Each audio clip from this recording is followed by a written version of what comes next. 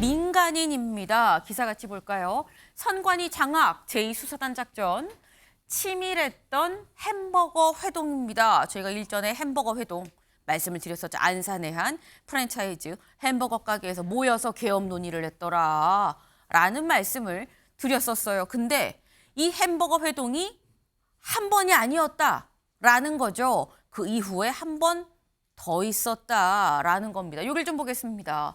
여기 위에 12월 1일, 그러니까 계엄 선언 이틀 전에 한 번 저희가 일전에 말씀드렸던 햄버거 회동이 있었다는 거죠. 이 자리에 있었던 게 노상원 전 정보사령관, 문상호 정보사령관, 그리고 정모대령, 김모대령. 그런 저희가 말씀드리면서 여기는 사실 퇴역하고 민간인인데 이 자리에 있었어요 라는 말씀을 드렸었는데 이건 첫 번째 회동이었었고요. 여길 좀 보겠습니다. 두 번째 회동이 똑같은 햄버거 가게에서 또 있었다라는 거죠. 여기에선 노상원 정보사령관은 공통이에요. 여기서 부른 거죠. 누가 왔느냐? 9.3의 제2기갑 여단장, 그리고 김용군 전 국방조사본부 수사단장, 그리고 국방부 조사본부 뭐 대령, 여긴 현역인 거죠. 근데 여기도 지금 노상원 전 정보사령관을 제외한 나머지 사람들은 다 1차에서 없었던 사람들이 등장을 했다라는 겁니다. 이게 지금 보니까 김광삼 변호사님 2차 회동까지 있었어요. 근데 구성원이 다릅니다. 근데 여기서 일단 요거부터 좀 짚고 넘어갈게. 왜 자꾸 햄버거 가게에서 보는 거냐라는 거예요. 이 정도 되면 일부러 여기서 만난 거야라는 생각이 드는 거거든요. 근데 이 계엄이라는 것이 엄청난 일 아니에요. 그렇죠. 그런데 저 계엄의 모의를, 그것도 민간인 신분인 노상원 전 정보사령관이 두 번에 걸쳐서 이제 햄버거 가게에서 모여서 계엄 모의를 했다는 거예요. 그리고 그 자리에는 현역 대령, 특히 뭐 현역 대령뿐만 아니라 현역 문상호 정보사령관이 그 자리에 있었고, 그다음에 또 기갑부대가 탱크 운영하는 데 아닙니까? 그쵸. 그런 대령이 또 그 자리에 있었단 말이에요. 경악할 만한 일인데 우리가 왜 이렇게 그것도 안산에 있는 햄버거 가게거든요. 이 햄버거 가게에서 이렇게 모였을까? 햄버거를 엄청 좋아했나? 아니 뭐 무슨 일이 있나? 뭐 그런 얘기가 나왔죠. 뭐 햄버거 가게에서 하는 것은 사람들이 많이 다니니까 뭔가 눈에 띄지 않기 위해서 그런 것이다 얘기했는데, 이제 알고 보니까 이 햄버거 가게에서 한 1.4km 걸어서 한 15분 거리에 이 노상원 씨가 운영하는 점집이 있었다는 거 아닙니까?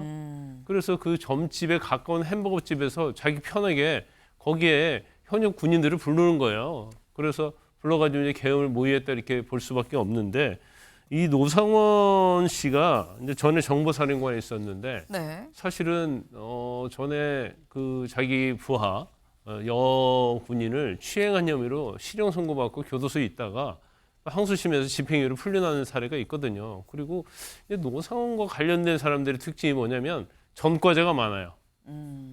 근데 그런 전과자들이 모여서 계엄을 주도했는데, 노상원이 이제 김용현 전 장관의 어떤 측근으로 알려져 있기 때문에 그동안 군에 대한 인사도 개입하고, 그래서 현역 군인들은 노상원을 통하면은 뭔가 된다고 생각을 하고 있기 때문에 저렇게 현역 군인들이 햄버거 집에 모이자고 하면 오는 거예요. 그 정도로 이제 비선 실세로서 역할을 했다 이렇게 볼 수가 있습니다. 그래서 저기에 모이는 군인도 마찬가지고, 이 엄중한 비상계엄을 어떻게 민간인이 이걸 주도적으로 했고 포고령에도 관여했는지 참 있을 수 없는 일이 일어난 겁니다. 지금 말씀이 지금 이상하게 노상원 전 정보사령관 주변에 전과자가 많더라. 본인도 약간 결국 불명예 제대로 했었고 그 말씀을 지금 하셨죠. 지금 이게 사실 여기 지금 표를 좀 같이 볼까요? 저희 민간인이 키워드죠. 기본적으로 노상원 전 정보사령관이 계엄 모의를 할 그 당시에 민간인이었습니다. 그런데 여기뿐만 아니라 어제 경찰에 구속된 김용군 전 국방조사본부 수사단장, 그러니까 국방조사본부 헌병을 얘기를 하는 거죠. 헌병대 이 수사단장도 전직이에요.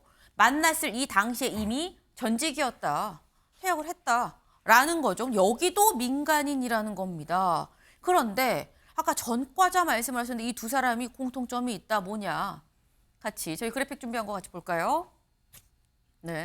노상원 전 정보사령관도 김용군 전 대령도 어땠냐? 말씀하신 것처럼 부하 성추행 혐의로 불명예 전역을 했죠. 그리고 김용군 전 대령도 이미 민간인으로서 2차 회동에 모였던 건데 그때 어떻게 전역을 했느냐? 사이버 사령사 이 댓글 공작 관련해서 축소 은폐한 혐의로 사실상 불명예 전역을 했었습니다.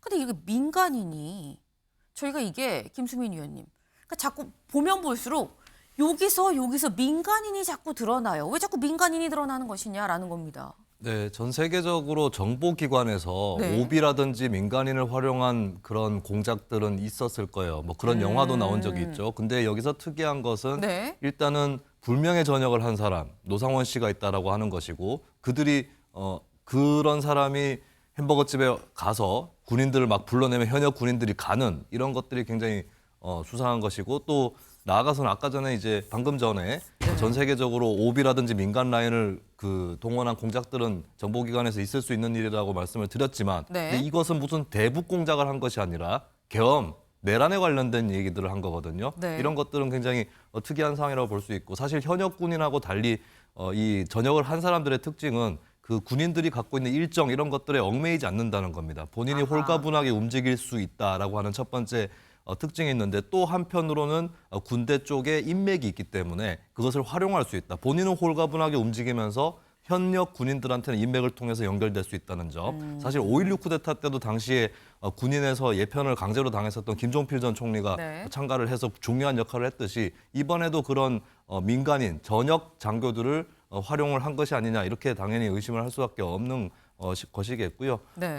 그리고 이제 뭐 햄버거집 회동이나 이런 것들을 이제 노상원 전 정보사령관이 본인이 정보 공작 경험이나 이런 것들을 봤을 때 점집이라든지 이런 데서 만나는 것보다 오히려 더 안전하다고 판단했을 겁니다. 그러니까 점집에서 만난다라고 하면은 사실 누군가가 그 출입을 추적을 한다거나 했을 때는 더 그것을 의심받기 마련인데 햄버거집에 네. 이제 사람들이 동선이 많고 또 만약에 누가 몰래 녹음을 한다고 해도 주변 소리에 섞이고 또 음악 소리 섞이고 이런 것들을 활용하지 않았을까. 네. 그러니까 본인의 어떤 경험과 그리고 현역 군인이 아니라고 하는 그 특징과 또 자신이 갖고 있는 인맥 이런 것들을 총동원해서 이런 행위들을 하지 않았나 싶습니다. 네.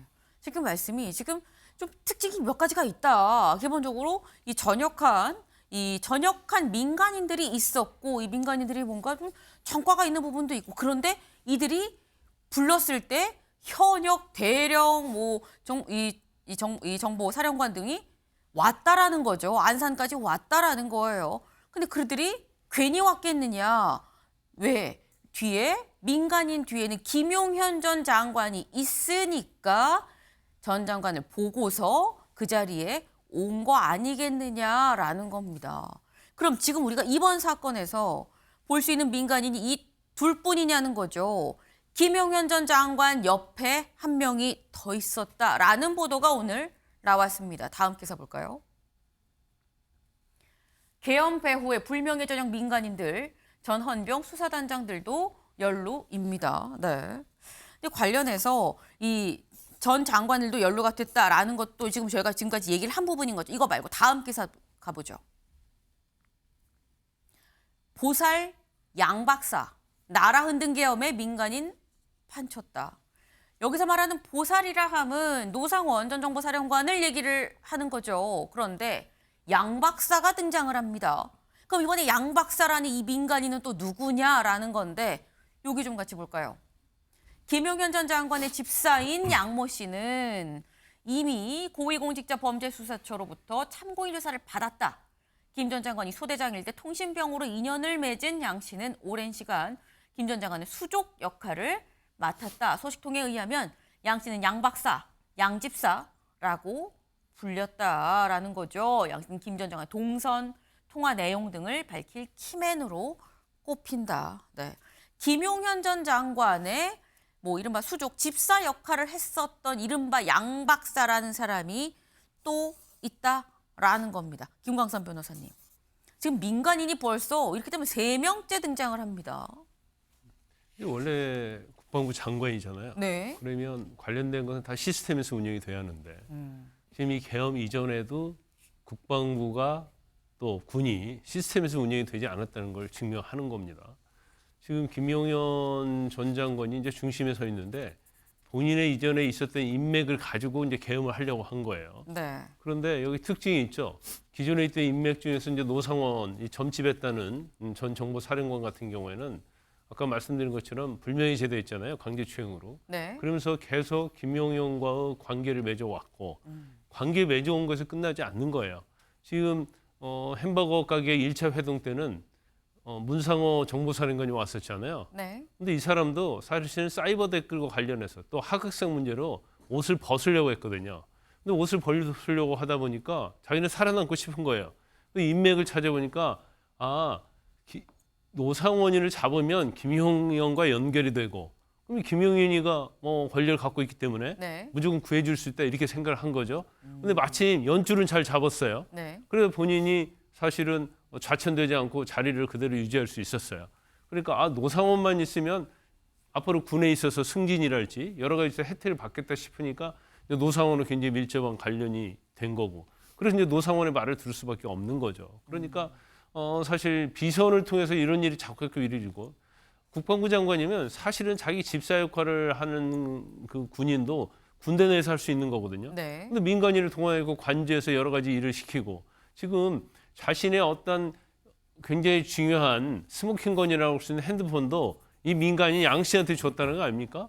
그리고 양 씨가 외부에 있는 사람들을 다 실어 나르고 그래가지고 서로 모의할 수 있게 해주고 했다는 거예요. 그래서 이게 원칙을 지키지 않고 자기들의 어떤 잘못된 사고방식, 저는 이제 확증된 편향이 상당히 있다고 보는데 이런 사람들이 국정을 이끌어갔기 때문에 거기도 대통령도 마찬가지라고 보고요. 그래서 지금 비상계엄이랄지 이제 나라의 어떤 상황이 정말 있을 수 없는 일이 벌어지고 있는 거예요. 그러면서 이 실체가 이제 밝혀지면서 우리가 비선 그리고 뭔가 인사에 영향을 끼치는 그러한 민간인들 이런 것들이 이제서야 밝혀지기 시작하고 있는 거죠. 네.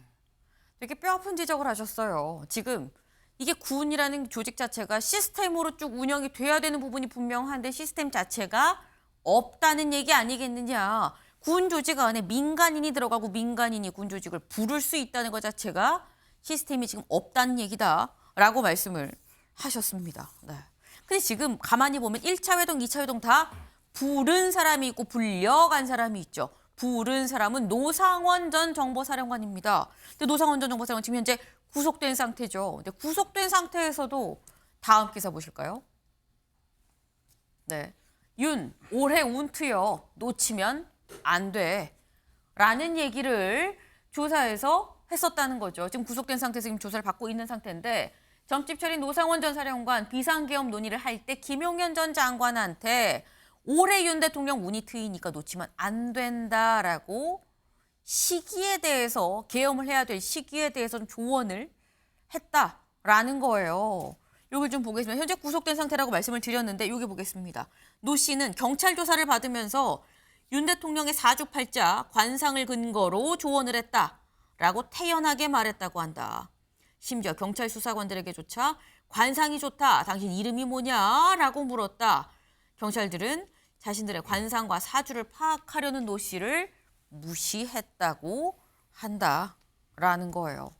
지금 노 전 사령관이 현재 구속이 돼 있는 상태고 그래서 조사를 받고 있는데도 불구하고 김수민 의원님 여전히 관상을 지금 안에서도 보고 있는 것 같아요. 그리고 보니까 그런 본인이 어떤 이 역술로 본 걸로 계엄은 이때 가지고 이렇게 해야 됩니다라는 조언으로 이어진 것 같다는 게 사실 더 큰 문제죠. 네, 일단 관상을 본다든지 역술을 한다든지 이런 부분은 노상원 씨가 관련 공부를 했고 그렇게 네. 활동을 해왔던 것은 사실로 보이는데요. 우리가 여기서 좀 놓치면 안 되는 부분이 단지 그냥 역술이나 주술 이런 걸 통해서 계획을 하고 실행을 했던 것이냐. 그렇지 않을 가능성도 저는 염두에 둬야 된다고 봅니다. 저는 네. 이걸 취재하는 언론인들이나 또 수사하는 분들은 좀 더 유념을 해볼 만한 대목이 역술이라는 행위의 특징이에요.